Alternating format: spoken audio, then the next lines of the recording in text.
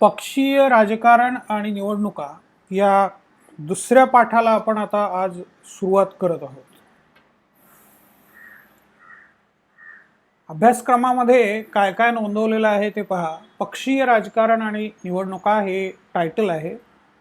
त्याच्यामध्ये आपल्याला पाहायचंय राष्ट्रीय पक्ष, त्यांची वैशिष्ट्य, प्रादेशिक पक्ष, त्यांची वैशिष्ट्य आणि 1989 पासूनच्या राष्ट्रीय आणि प्रादेशिक पक्षांच्या निवडणुकीतील कामगिरीचे विश्लेषण.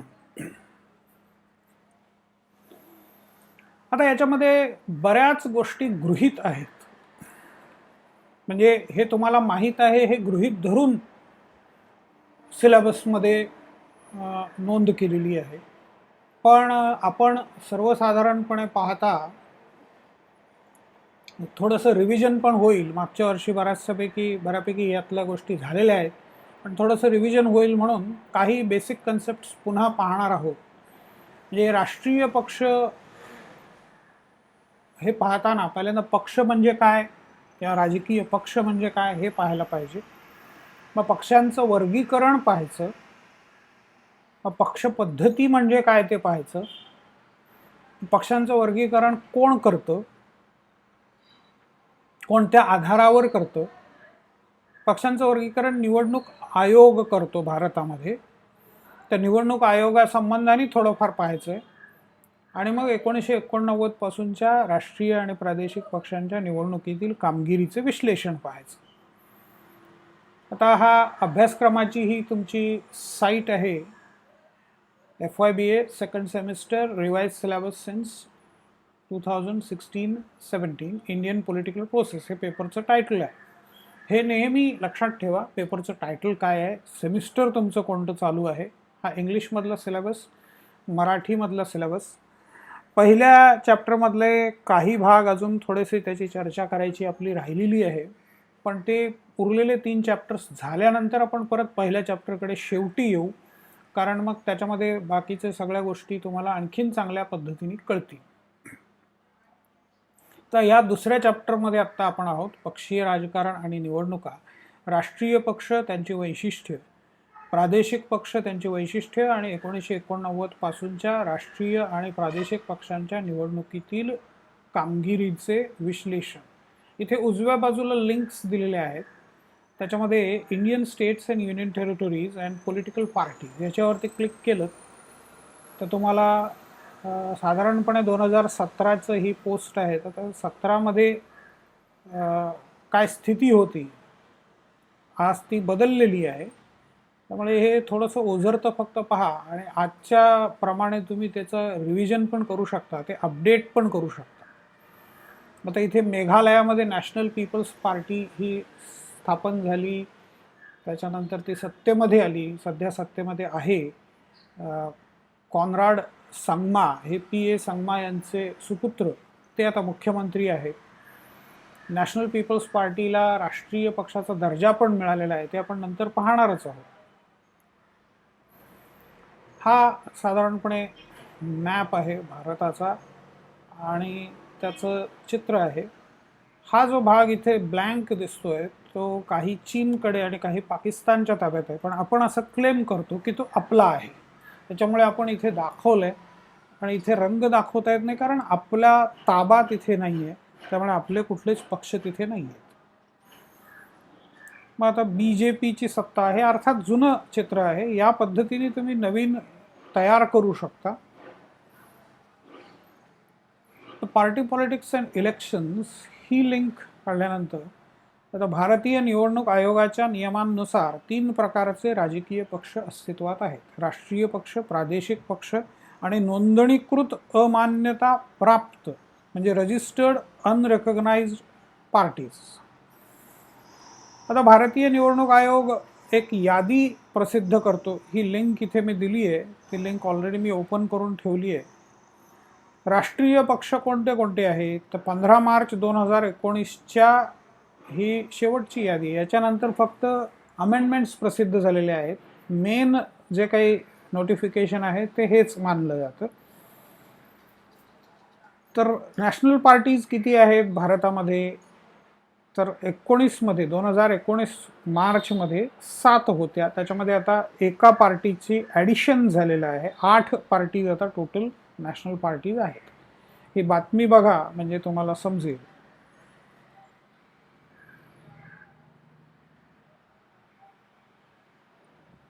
नॅशनल पीपल पार्टी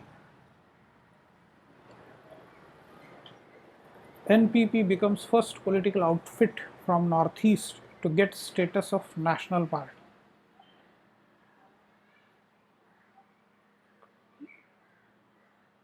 ही कॉन्राड संगमा यांचे ट्विटर साईट आहे, ट्विटर पेज आहे त्यांचं,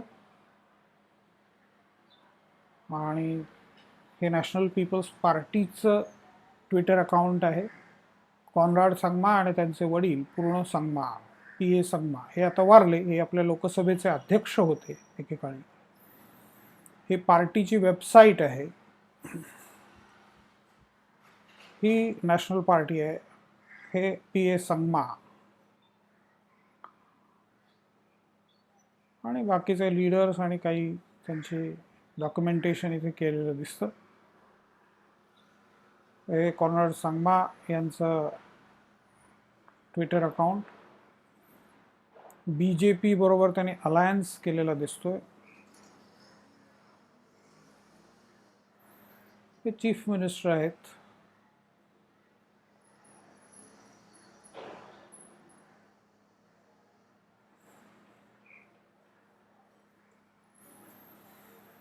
तर राजकीय पक्ष आणि दबाव गट यांच्यामधला फरक काय? म्हणजे शिवसेनेची एक संघटना आहे, शिवसेनेशी संबंधित भारतीय कामगार सेना, किंवा दुसरी एक संघटना आहे की भारतीय विद्यार्थी सेना, किंवा एक जुनं बरंच ट्रेड युनियन आहे, कामगार संघटना आहे, राष्ट्रीय मिल मजदूर संघ RMMS, किंवा भारतीय मजदूर संघ BMS. आता ह्या ज्या काही आहेत या कामगार संघटना आहेत, हे दबाव गट आहेत. तर आपल्याला पहिल्यांदा हे पाहायचं आहे की दबाव गट आणि राजकीय पक्ष यांच्यामध्ये नेमका फरक काय असतो. दबाव गट सुद्धा राष्ट्रीय पातळीवरचे असू शकतात, देशभर त्यांच्या शाखा असू शकतात, अनेक सदस्य त्याच्यामध्ये असतात. राजकीय पक्ष सुद्धा राष्ट्रीय, प्रादेशिक किंवा अगदी स्थानिक पातळीवरचे पण असतात आणि त्यांचे पण अनेक शाखा आणि अनेक सदस्य असू शकतात. आपल्याला पाहायचं आहे की त्यांच्यामध्ये फरक काय आहे. पहिला मोठा फरक की दबाव गट प्रत्यक्ष निवडणुकीत भाग घेत नाही. ते राजकीय कुठल्या तरी एका राजकीय पक्षाला सपोर्ट करतात. भारतामध्ये साधारणपणे स्थिती अशी आहे की प्रत्येक पक्षाचे स्वतंत्र दबाव गट आहेत. उदाहरणार्थ भारतीय जनता पक्ष आता सत्तेमध्ये आहे, तर त्यांचा भारतीय मजदूर संघ ही कामगार संघटना आहे. अखिल भारतीय विद्यार्थी परिषद ही विद्यार्थ्यांशी संबंधित संघटना आहे. तसंच त्यांचा महिला आघाडी आहे, त्यांचा ज्येष्ठ नागरिकांसाठीचा संघ आहे. तर हे सगळे वेगवेगळे संघटना हे राजकीय पक्षांशी संबंधित असतात. तसंच काँग्रेसचे पण दबाव गट आहेत, कम्युनिस्टांचे पण दबाव गट आहेत, समाजवाद्यांचे पण दबाव गट आहेत. तर हे दबाव गट प्रत्यक्ष निवडणुकीत स्वतः भाग घेत नाहीत, ते राजकीय पक्षाला सपोर्ट करतात. दबाव गट कोणत्या तरी एका हितसंबंधाचं संरक्षण करतात. इंटरेस्ट, प्रोटेक्शन ऑफ इंटरेस्ट, त्यामुळे त्यांना इंटरेस्ट ग्रुप्स, हितसंबंधी गट असंही म्हणतात. म्हणजे दबाव गट कामगारांचा असेल तर तो कामगारांचंच हित पाहिजे, तो मालकांचं किंवा ग्राहकांचं, त्याचा ग्राहकांच्या हिताचा विचार तो करणार नाही. एखादी ग्राहक संघटना असेल तर तो ग्राहकांच्या हिताचाच विचार करतील. कामगार संघटना असेल तर कामगारांचा पगार आज आहे त्याच्यापेक्षा तिपटीनी चौपटीनी वाढावा अशी त्यांची मागणी असेल. मग प्रत्यक्षात वाटाघाटी होतील त्यावेळेला कुठेतरी ते तडजोड पण करतील. पण मालकाचं काय होईल, मालकाला एवढं देणं शक्य आहे का, त्याला परवडणार आहे का, हा विचार कामगार संघटना करणार नाही. डॉक्टरांची संघटना असेल तर ते फक्त डॉक्टरांचं हित पाहतील. डॉक्टरांच्या हिताशी किंवा डॉक्टरांशी अर्थातच पेशंट्सचा संबंध येतो, बाकीच्या हॉस्पिटल स्टाफचा संबंध येतो. डॉक्टर संपावर गेले म्हणजे पेशंट अडचणीत येतात.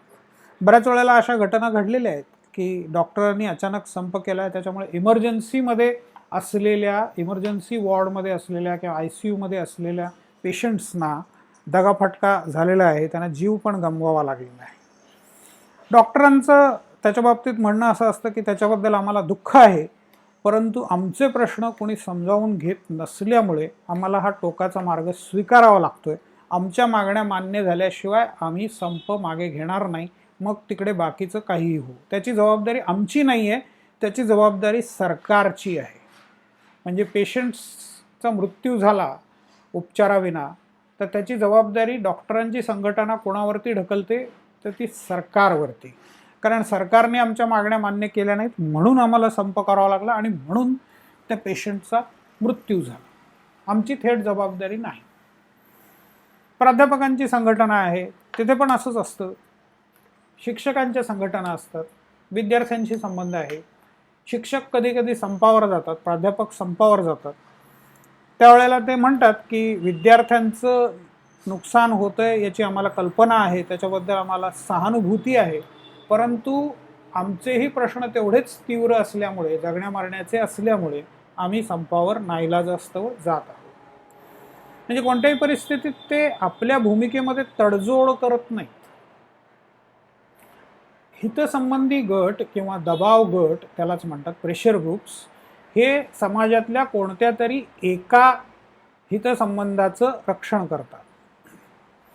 याच्या उलट राजकीय पक्ष इंटिग्रेशन ऑफ इंटरेस्ट असं म्हणतात.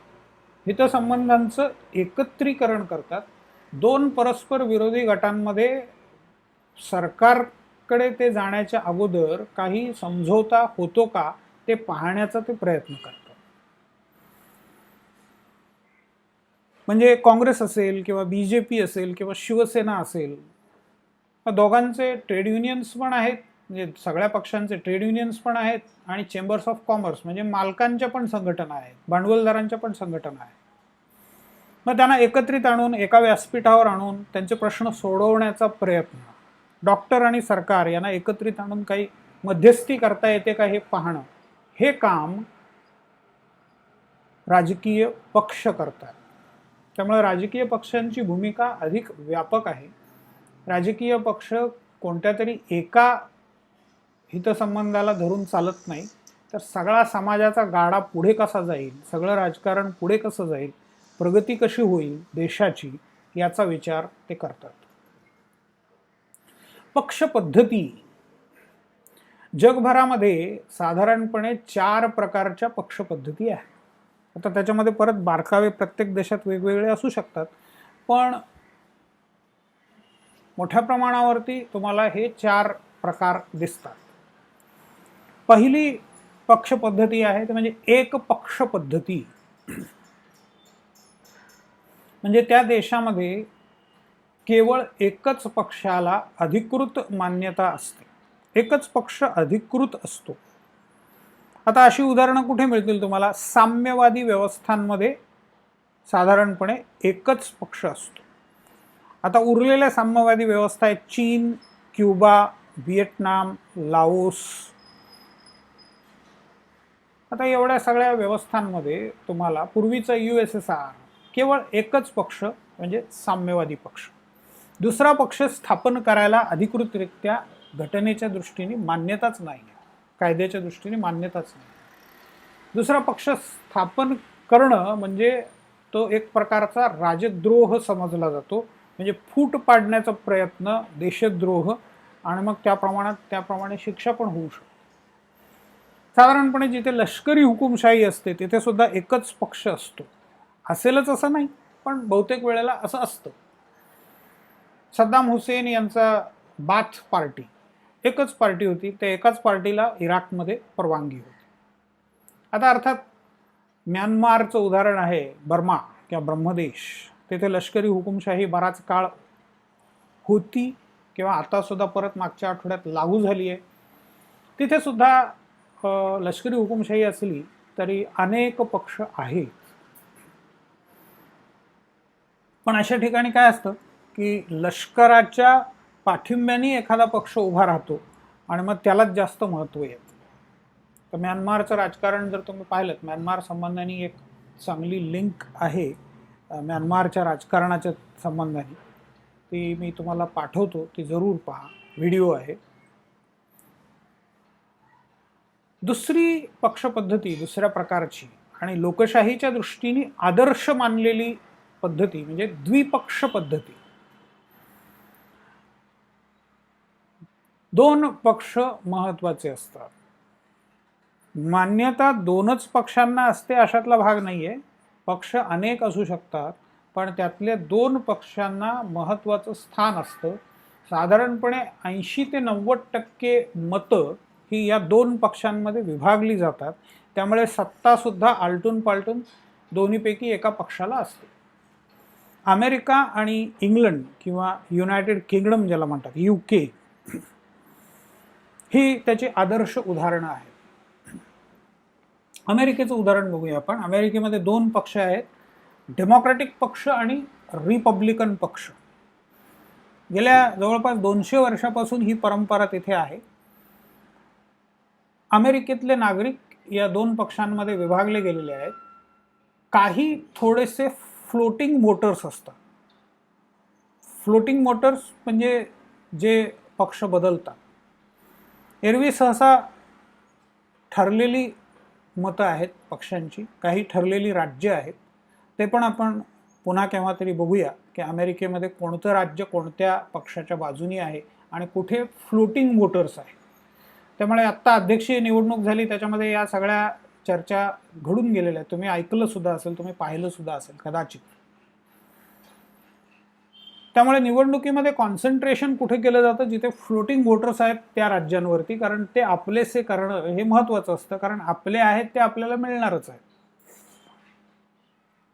डोनाल्ड ट्रम्प हे रिपब्लिकन पक्षाचे होते आणि आता बायडन हे डेमोक्रॅटिक पक्षाचे आहेत. म्हणजे गेली 4 वर्ष रिपब्लिकन पक्षाची सत्ता होती. त्याच्या अगोदर ओबामा होते, तर ओबामा 8 वर्ष सत्तेमध्ये होते, तर डेमोक्रॅटिक पक्षाचे होते. आता पुन्हा बायडन सत्तेवर आले आहेत, तर ते डेमोक्रॅटिक पक्षाचे आहे. म्हणजे गेला 200-2.25 वर्षाचा इतिहास काढून पाहिला तर ह्या दोनपैकीच कोणत्या तरी पक्षाच्या हातामध्ये सत्ता राहिलेली आहे. तिसऱ्या कुठल्या पक्षाला महत्त्व नाही आहे, कारण त्यांना हार्डली 5% 10% मतं मिळतात. तुम्ही एखाद्या डेमोक्रॅटिक पक्षाच्या कार्यकर्त्याला विचारलं की तू डेमोक्रॅटिक पक्षाला मत का देतो, त्याचं उत्तर असेल की माझे वडील डेमोक्रॅटिक पक्षाचे होते, मी घरामध्ये त्याच वाढलो आणि त्यामुळे मी डेमोक्रॅटिक पक्षालाच मत देतो. समजा वडील हयात आहेत, वडिलांना जाऊन विचारलं तर त्यांचंही उत्तर तेच असेल की माझे वडील डेमोक्रॅटिक पक्षाचे होते किंवा आमच्या घरामध्ये डेमोक्रॅटिक पक्षाची परंपरा आहे आणि त्यामुळे मी डेमोक्रॅटिक पक्षाला मत देतो. म्हणजे सुबत्ता एवढी आहे अमेरिकेमध्ये की सहसा बेसिक ज्या काही गरजा आहेत त्या सगळ्यांच्या भागलेल्या आहेत. कुठला विभाग फारसा मागास आहे असं राहिलेलं नाही आहे. सगळीकडे सगळ्या गोष्टी मिळतात. त्याच्यामुळे राजकारणामध्ये भेद जो काही आहे तो वरवरचा आहे, फार मूलभूत स्वरूपाचे भेद नाही आहेत. त्यामुळे पक्ष हे पारंपरिक रीतीने ठरलेले आहेत लोकांचे. तर अशी ही द्विपक्ष पद्धती. इंग्लंडमध्ये हुजूर पक्ष आणि मजूर पक्ष, कॉन्झर्वेटिव्ह आणि लेबर. तिसरी एक पार्टी आहे लिबरल पार्टी. त्याला हल्ली हळूहळू त्याची मतसंख्या वाढायला लागली आहे. 10, 12, 13% त्यांना मिळालेल्या मतांची संख्या गेलेली आहे. पण तरीसुद्धा अजूनही मुख्यतः मतांचं विभाजन हे हुजूर आणि मजूर पक्षांमध्येच होतं. हुजूर म्हणजे कॉन्झर्वेटिव्ह, मजूर म्हणजे लेबर. तर बाकीचे अनेक पक्ष असतात, परंतु वर्षानुवर्ष लोक कोणत्या तरी दोन पक्षांना महत्त्व देतात. त्यामुळे त्याला द्विपक्ष पद्धती असं म्हटलं जातं. बहुपक्ष पद्धती म्हणजे ज्या व्यवस्थेमध्ये अनेक पक्ष आहेत आणि मतांचं विभाजन सुद्धा या अनेक पक्षांमध्ये होतं. हे कोणत्या तरी दोनच पक्ष किंवा कोणत्या तरी एकाच पक्षाला महत्त्व असं नाही आहे. प्रत्येकालाच 10-15% मतं मिळतात आणि मग जेव्हा सरकार बनवायची वेळ येते त्यावेळेला मग अलायन्सेस फॉर्म करतात, युती किंवा आघाडी केली जाते. मग ती निवडणूक पूर्व असू शकते किंवा निवडणुकीच्या नंतरची असू शकते आणि ह्या अलायन्सच्या आधाराने सत्ता प्राप्त केली जाते.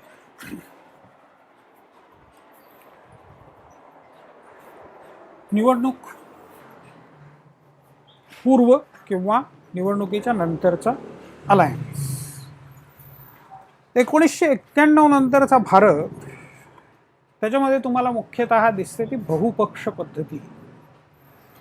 म्हणजे तुम्हाला दिसेल की जवळपास 7 राष्ट्रीय पक्ष आपल्याकडे आहेत. 7 राष्ट्रीय पक्ष कोणते ते आपण मागे इथे एक लिंक दिलेली होती त्याच्यामध्ये बघू शकतो. ऑल इंडिया तृणमूल काँग्रेस हे पश्चिम बंगालमधली ममता बॅनर्जींचा तो पक्ष, बहुजन समाज पक्ष, भारतीय जनता पक्ष, कम्युनिस्ट पार्टी ऑफ इंडिया आणि communist party of India Marxist, Indian national Congress आणि नॅशनलिस्ट काँग्रेस पार्टी. त्याच्यानंतर आणखीन एक पक्ष आहे मगाशी आपण जो बघितला तो national people's party. National people's party Meghalaya ही पण आता राष्ट्रीय पक्ष म्हणून त्याला मान्यता मिळालेली आहे. तर हे 7 प्रादेशिक पक्ष आणि त्याच्या खालोखाल तुम्ही पहा स्टेट पार्टीज.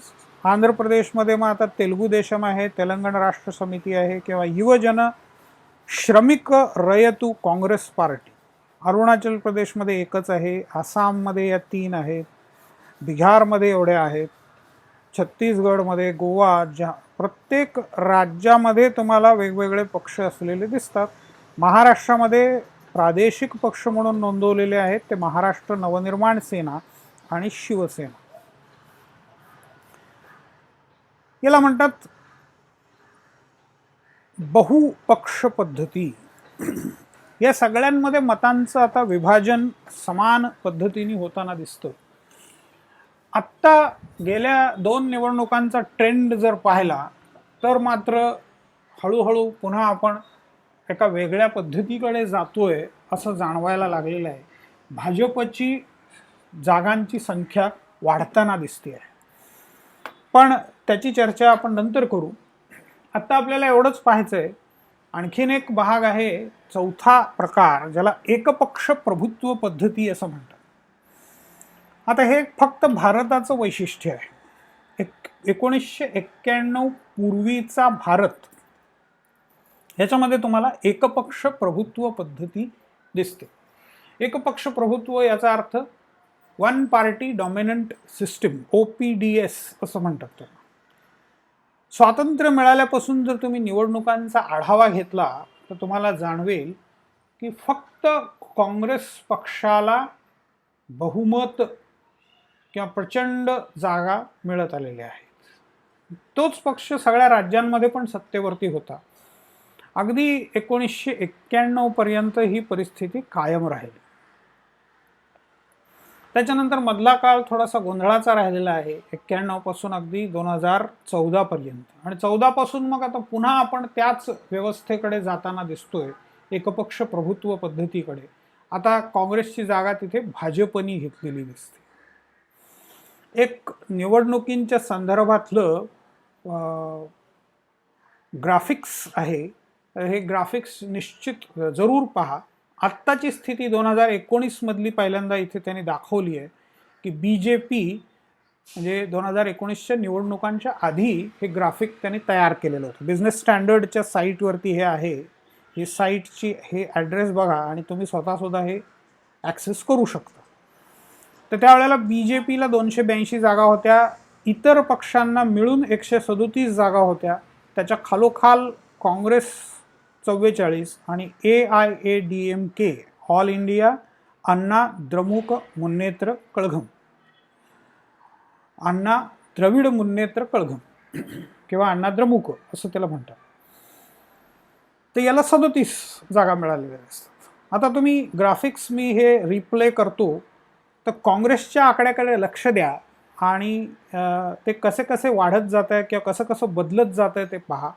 इथे तुम्हाला या कॉर्नरमध्ये साल दिसेल 1950, 60, 70, 80 आणि हे जागांचा आकडा आहे आणि इथे जे दाखवल्यात ते त्या त्या पक्षाच्या जागा आहेत. आता तुम्ही पहिल्यांदा काँग्रेसच्या निळ्या रंगाकडे लक्ष द्या, कारण एका वेळेला तुम्ही साधारणपणे एकाकडे लक्ष दिलं तर तो ग्राफ चांगल्या प्रकारे कळेल. त्यानंतर तुम्ही भाजपकडे बघू शकता, म्हणजे भाजपचा ग्राफ सुद्धा कसा बदलत गेलाय ते तुम्हाला दिसेल.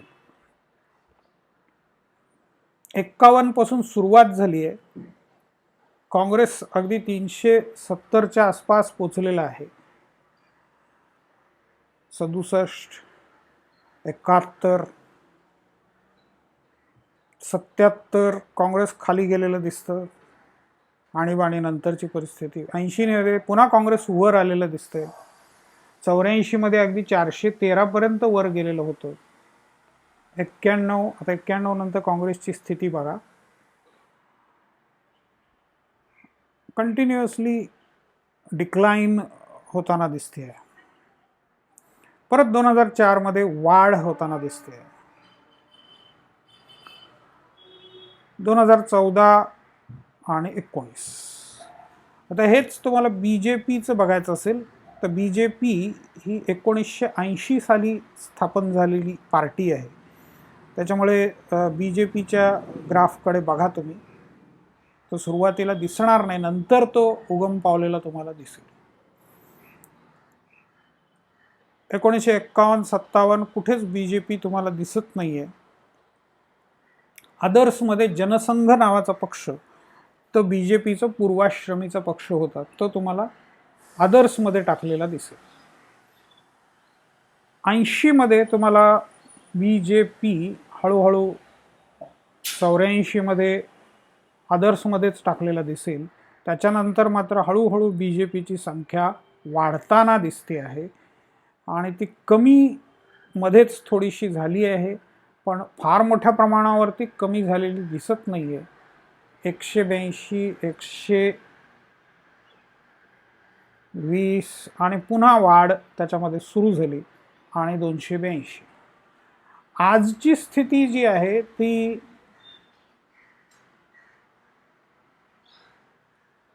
तुम्हाला इथेच एका साईटवरती बघायला मिळेल. ऑल इंडिया तृणमूल काँग्रेस 19च्या निवडणुकांमध्ये 17वी लोकसभेसाठीची जी निवडणूक होती त्याच्यामध्ये 62 जागांवरती लढा दिलेला होता, त्यापैकी 22 जागा जिंकल्या. बहुजन समाज पक्ष 383 पैकी 10, भारतीय जनता पार्टी 436 पैकी 303. मॅक्झिमम जागा भाजपच्या तुम्हाला दिसतील. मॅक्झिमम जागा लढवलेला नंतरचा पक्ष आहे तो 421. म्हणजे काँग्रेसचे संघटनात्मक बळ आजही आहे हे या आकडेवारीवरून सिद्ध होतं की भाजप खालोखाल देशभर पसरलेला पक्ष काँग्रेसच आहे आजही. पूर्वी फक्त काँग्रेस होतं, म्हणूनच त्याला वन डॉमिनंट पार्टी सिस्टीम असं म्हटलं जायचं. आता आपण सध्या जर बघितलं तर ते स्थान भाजपकडे आलेलं दिसतं. तर काँग्रेसने 421 जागा लढवल्या आणि त्याच्यापैकी 52 जागा त्यांना मिळालेल्या दिसतं. तर ही ग्रँड टोटल आहे जिंकलेल्याची ती 397. म्हणजे हे फक्त परफॉर्मन्स ऑफ नॅशनल पार्टीज आहे. आणि याच्यानंतर मग याच पेजवरती दुसऱ्या याच साईटवरती तुम्हाला परफॉर्मन्स ऑफ स्टेट पार्टीज पण मिळेल. इलेक्शन कमिशनची जी साईट आहे ही साईट बघा, eci.gov.in, याच्यावरती सर्व इन्फॉर्मेशन तुम्हाला मिळते. हा मेनू प्रचंड मोठा मेनू आहे आणि याच्यामध्ये सगळ्या गोष्टी तुम्हाला एकत्रितपणे एका ठिकाणी मिळतील. म्हणजे ही साईट अभ्यासायची म्हटलं तरी बरेच दिवस जातील तुम्हाला, कारण बराच डेटा आहे. 1950 पासूनचा सगळा डेटा इथे एकत्रित आलेला आहे. Past assembly elections, past parliamentary elections याच्यामध्ये आकडेवारी तुम्ही पहा. जनरल इलेक्शन्स 2019, 14 आणि 2009 हे 3 तरी आत्ता इथे आहेत. तर याच्या मागचे सुद्धा आणखीन तुम्हाला थोडंसं शोधावं लागेल, तर तिथे तुम्हाला ते सगळे सापडतील. इलेक्शन कमिशननी एक मोठा खजिना आपल्याला दिलेला आहे. तर पक्षपद्धती, 4 प्रकारच्या पक्षपद्धती आणि राजकीय पक्ष आणि दबाव गट याच्यामध्ये आपण हे पाहिलं की फरक नेमका काय आहे. अकाली दल हा राजकीय पक्ष आहे. राष्ट्रीय मिल मजदूर संघ किंवा अखिल भारतीय विद्यार्थी परिषद किंवा भारतीय विद्यार्थी सेना, भारतीय कामगार सेना, भारतीय मजदूर संघ हे सगळे दबाव गट आहेत. ते फक्त एकाच हितसंबंधाचं रक्षण करतात, तर राजकीय पक्ष सगळ्या हितसंबंधांना एकत्रित आणण्याचा प्रयत्न करतात. आता याच्यानंतर आपण पाहणार आहोत पक्षांचं वर्गीकरण. राष्ट्रीय, प्रादेशिक आणि नोंदणीकृत पण मान्यता नसलेले म्हणजे रजिस्टर्ड अनरेकग्नाइज्ड. आता पक्ष कोण काढू शकतं? पक्ष म्हणताना मला नेहमी परत परत भीती वाटते की तुम्ही गैरसमजूत करून घ्याल. मी एक प्रश्न एकदा टाकलेला होता की भारतातील राष्ट्रीय पक्षांची यादी द्या. तर उत्तर लिहिणाऱ्या विद्यार्थ्यांनी लिहिलं होतं मोर, लांडोर, पोपट इत्यादी. त्यामुळे नेहमी राष्ट्रीय पक्ष त्याच्यामध्ये राष्ट्रीय राजकीय पक्ष असं म्हणावं का, असं मला नेहमी वाटत राहतं. तर राष्ट्रीय राजकीय पक्ष पक्षांचं वर्गीकरण कोण करतं? भारतामध्ये पक्षांचं वर्गीकरण हे केलेलं आहे, हे निवडणूक आयोगाने केलेलं आहे. इलेक्शन कमिशन ऑफ इंडिया हे जे आपण बघितलं साईट, तर इलेक्शन कमिशन ऑफ इंडिया हे आपले चीफ इलेक्शन कमिशनर आहेत सुनील अरोरा. इलेक्शन कमिशनर दुसरे आहेत ते सुशील चंद्र आणि राजीव कुमार. हे 2 कमिशनर आणि एक चीफ इलेक्शन कमिशनर हे सध्याचं आपलं इलेक्शन कमिशन आहे. तर हे वर्गीकरण करतात. पक्ष कोण स्थापन करू शकतं? पक्ष कोणालाही स्थापन करता येतो. तुम्ही सुद्धा तुमचं वयाची अट एकदा निश्चित झाली म्हणजे किमान तुम्ही वोटर्स तरी व्हायला हवे, म्हणजे 18 वर्षाचे तरी व्हायला हवे. त्याच्यानंतर निवडणूक लढवायची असेल तर तुम्हाला 25व्या वर्षापर्यंत वाट बघावी लागेल. त्यामुळे साधारणपणे 25 आणि 25चे पुढचे लोक पक्ष स्थापन करतात. पक्ष स्थापन करायला आडकाठी कोणतीही नाही आहे. मग त्याचं रजिस्ट्रेशनची प्रोसेस वगैरे सगळं या इलेक्शन कमिशनच्या साईटवर दिलेलं आहे. तुम्ही जाऊन ते करू शकता आणि तुम्हाला दिसेल की अनेक पार्टीज रजिस्टर्ड करत राहतात. आता ही अमेंडमेंट केलेली लिस्ट आहे. 30 सप्टेंबर 2020ची शेवटची अमेंडेड यादी आहे. त्याच्यामध्ये नंबर बघा पक्षाचा 2544, 45, 46 कुठपर्यंत. सप्टेंबर 2020मध्ये किती पक्ष होते? तर 2628 पक्ष टोटल. आता हे कुठले पक्ष आहेत? तुम्ही नावं तरी बघा. भारतीय जन अधिकार पार्टी, विश्व जन साम्राज्यम पार्टी. हे साम्राज्यम म्हटल्यानंतर तुमच्या लक्षात येईल की ते साऊथ इंडियामधली आहे, हैदराबाद, तेलंगणा. भारतीय सेवक पार्टी, उत्तराखंड. राष्ट्रीय हिस्सेदारी पार्टी. आता या कुठल्या पार्टीज आहेत? तुम्ही म्हणाल की मी ही तर नावं कधी ऐकलेली नाही आहेत. 3 प्रकारचे पक्ष असू शकतात. एक राष्ट्रीय पक्ष, मगाशी आपण यादी पाहिली त्यांची. दुसरे प्रादेशिक पक्ष, त्यांची पण यादी आपण पाहिली. आणि त्याच्याशिवाय जे पक्ष असतात ते सगळे नोंदणीकृत पण मान्यता नसलेले. मान्यता म्हणजे कोणाची मान्यता? लोकांची मान्यता. जनमान्यता नसलेले म्हणजे नोंदणी कुणीही करू शकतं. ठराविक त्याचे काही चार्जेस भरून जे काही कागदपत्र आहेत ती सबमिट केली की तुमचं पक्ष म्हणून नोंद होती. परंतु त्या पक्षाला कमीत कमी मतं मिळाली पाहिजेत, कमीत कमी इतकी मतं तरी मिळाली पाहिजेत असा नियम आहे. ते नियम इथे या पेजवरती मी दिलेले आहे. किती राज्यामधून किती मतदारांचा पाठिंबा आहे त्या आधारावर प्रत्येक पक्षाचा प्रकार ठरतो. काही पक्षांना राष्ट्रीय पक्ष व्हायचे असते, काही एखाद्या प्रदेशापुरते मर्यादित असतात, तर काही नवीन पक्षांना आपले अस्तित्व टिकवण्यासाठी बरीच धडपड करावी लागते. त्यांना प्रादेशिक पक्ष म्हणून मान्यता मिळवण्यासाठी बरेच प्रयत्न करावे लागतात. राजकीय स्थिती सतत बदलत असल्यामुळे लोकांची मतं बदलतात आणि पक्षांचा जनआधार विस्तारतो किंवा कमी होतो. त्याप्रमाणे निवडणूक आयोग वेळोवेळी वर उल्लेख केलेल्या 3 पक्षांच्या याद्या प्रसिद्ध करत असतो. आता इथे तुम्हाला आणखीन बरेच डिटेल्स मिळतील, तर ह्या पेजवर जाऊन हे डिटेल्स सगळे पहा. तर ही सतत बदलणारी व्यवस्था आहे. अनेक पक्ष स्थापन होतात, पण सगळ्यांनाच प्रादेशिक किंवा राष्ट्रीय म्हणून मान्यता मिळतेच असं नाही. राष्ट्रीय म्हणून मान्यता मिळायची तर किमान 4 राज्यांमध्ये तुमचं अस्तित्व पाहिजे आणि किमान एवढी मतं आणि एवढ्या जागा मिळाल्या पाहिजे. ते निवडणूक आयोगाच्या साईटवरती तुम्हाला त्याचे डिटेल्स मिळतील. आता भारतातील राष्ट्रीय पक्ष आपण पाहिलं.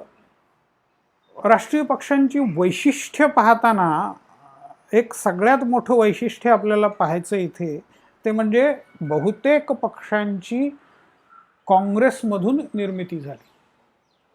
काँग्रेस हा भारतातला पहिला पक्ष. 1885 साली इंग्रजांच्या पुढाकारांनी A.O. ह्यूम, ॲलन ऑक्टोव्हान ह्यूम हा ब्रिटिश अधिकारी, त्याच्या पुढाकारांनी इंडियन नॅशनल काँग्रेसची स्थापना झाली. त्याला मराठीमध्ये राष्ट्रीय सभा असं म्हणायचं.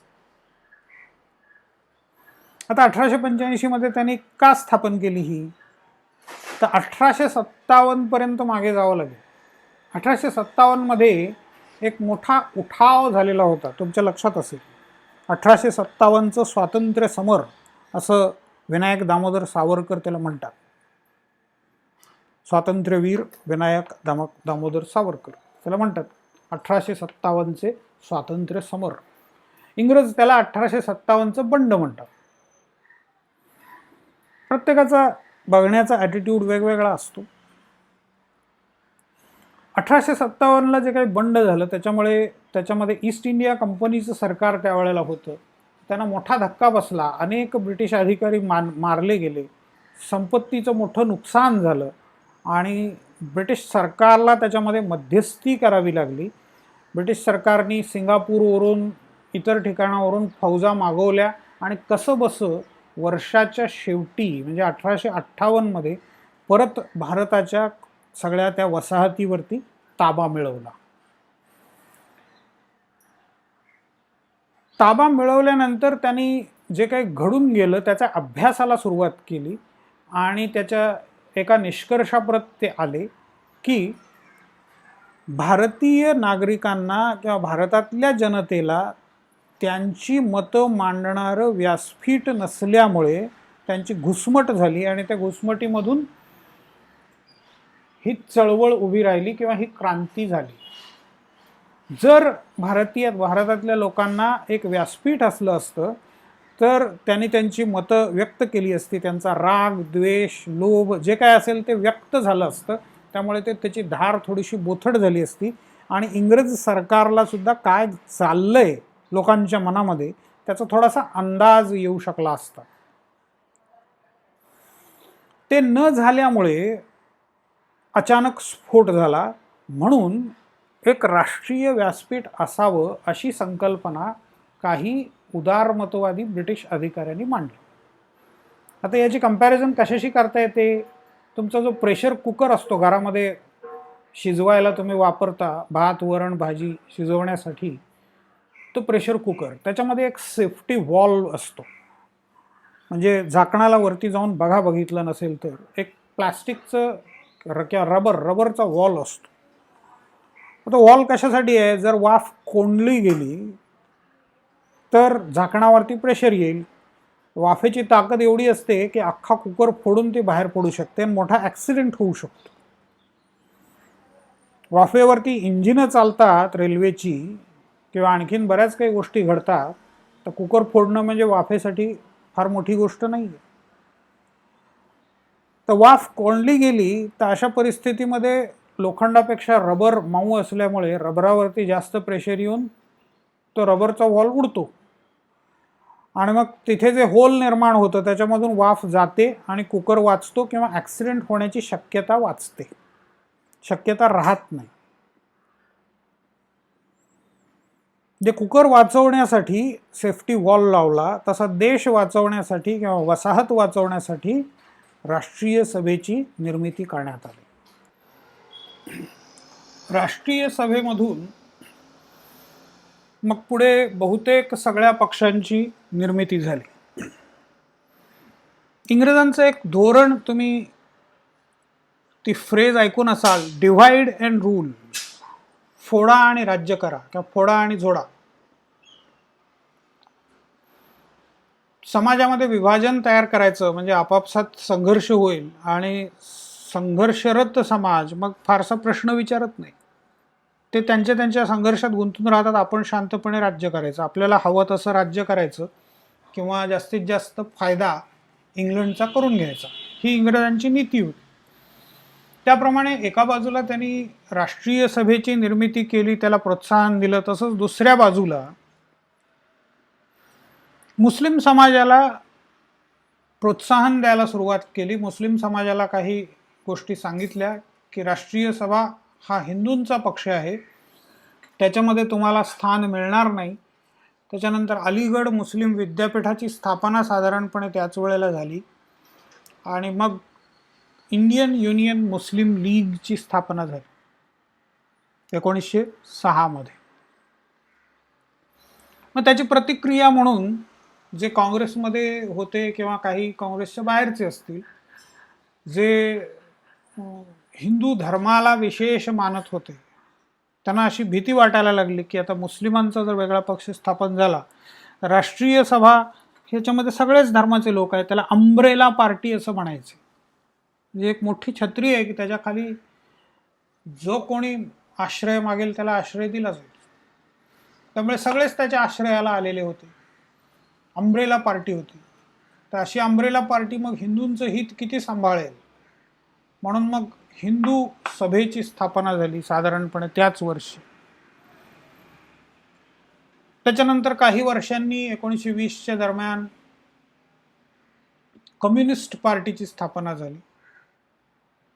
20 ते 30च्या दशकामध्ये काँग्रेस अंतर्गत काँग्रेस सोशलिस्ट पार्टी असा एक गट स्थापन झाला की ज्याच्यामध्ये जयप्रकाश नारायण, सुभाषचंद्र बोस, जवाहरलाल नेहरू, राम मनोहर लोहिया असे मोठे दिग्गज लोक त्याच्यामध्ये होते. म्हणजे अशा प्रकारे भारताच्या राजकारणाची सुरुवात सगळी तुम्हाला स्वातंत्र्यापूर्वी आणि काँग्रेस पक्षातून कशी झाली ते तुम्हाला दिसेल.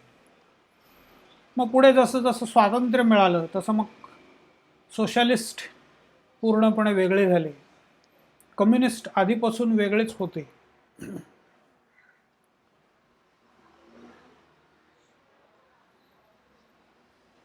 कम्युनिस्ट वेगळे होते. त्याच्यानंतर जी RSS म्हणून संघटना स्थापन झालेली होती, राष्ट्रीय स्वयंसेवक संघ, 1925 मध्ये, ती बिगर राजकीय म्हणजे सांस्कृतिक संघटना म्हणून स्थापन झालेली होती. तर त्यांनी असा विचार केला की भारत स्वतंत्र झालेला असल्यामुळे भारतात राजकीय प्रतिनिधित्व करणारं काहीतरी संघटना बांधली पाहिजे आणि मग जनसंघाची स्थापना झाली. श्यामाप्रसाद मुखर्जी हे त्याचे प्रमुख होते आणि मग तिथून पुढे हे सगळे पक्ष वाढत गेलेले दिसतात. आपल्याला पक्षांचा आणखीन खोलात जाऊन अभ्यास करायचा आहे. आत्ता हा इंट्रोडक्टरी आज चर्चा होती, त्याच्यामुळे इथे जास्त खोलात आपण जात नाही आहे. तर विचार प्रणाली, पक्षाचा अभ्यास करायचा म्हणजे साधारणपणे पक्षाची विचार प्रणाली काय आहे, पक्षाची त्याप्रमाणे आखलेली उद्दिष्ट काय आहेत आणि पक्षाचं संघटन कसं आहे हे साधारणपणे आपण पाहतो.